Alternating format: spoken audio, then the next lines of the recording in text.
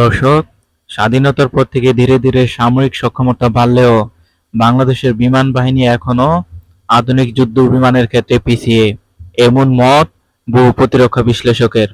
এই বাস্তবতায় দেশের আকাশ প্রতিরক্ষা শক্তিশালী করতে নতুন উদ্যোগের ইঙ্গিত দিয়েছে অন্তর্বর্তী সরকারের প্রধান উপদেষ্টা ডক্টর মোহাম্মদ ইউনূস। বিশেষ করে চীনের জে-10সি এবং ইউরোপের ইউরোফাইটার টাইফুন, এই দুই আধুনিক যুদ্ধবিমান ঘিরে নতুন করে আলোচনায় এসেছে বাংলাদেশ। স্বাধীনতার পর থেকে আজ পর্যন্ত বাংলাদেশ বিমান বাহিনীর মূলত নির্ভর করছে মিগ-21, F-7, KA-W এবং সাম্প্রতিক সময়ে যুক্ত হওয়া মিগ-29 এর মতো যুদ্ধবিমানের উপর।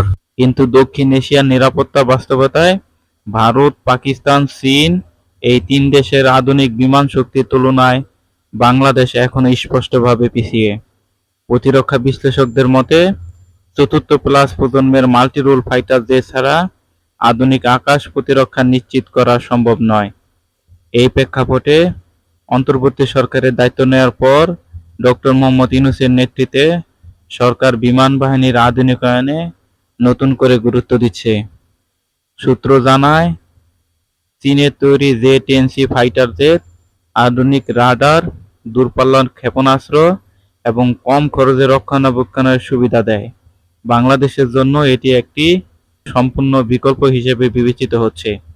একই সঙ্গে আলোচনায় রয়েছে ইউরোপের অত্যাধুনিক যুদ্ধবিমান ইউরোফাইটার টাইফুন, যা বিশ্বের অন্যতম শক্তিশালী এয়ার সুপারিয়র ফাইটার হিসেবে পরিচিত।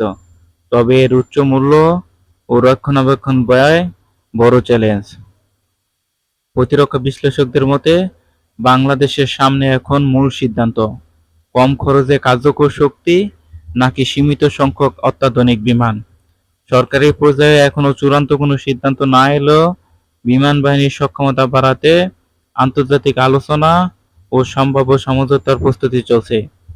বিশেষজ্ঞরা বলছেন, সঠিক সিদ্ধান্ত ও কৌশলগত পরিকল্পনা গ্রহণ করা গেলে বাংলাদেশ বিমান বাহিনী নতুন যুগে প্রবেশ করবে।